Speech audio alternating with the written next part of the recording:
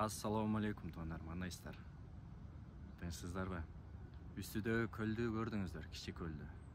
Балык тутканга болбойт, суга түшкөнгө болбойт тууганым. Бирок бизде азыр угуп турсаңыздар болот. Англиянын айлыгын айтып берели деп турабыз тууганым. Алгач кандай айлык берет, ошону түшүндүрүп берейин.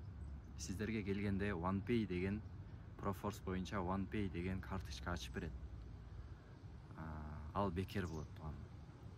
Кааласаңыз башка карточка ачтырсаңыз болот. Бир жумада бир акча түшөт тууганым. Биринчи жумаңыз задержка болот, кармалат, ошол кийинки жумада айлык түшө баштайт тууганым.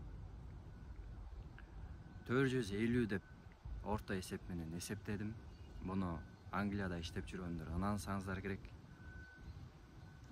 Кээде көп болуп калат, кээде аз болуп калат, бирок орто эсеп менен ушундай эсептедим. Ушул 450дөн эми кемитебиз 75 каравандын акчасын. 375 фунт болот.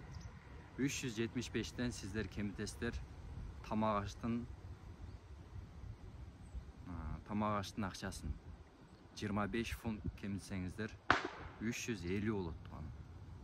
350 сизге калат.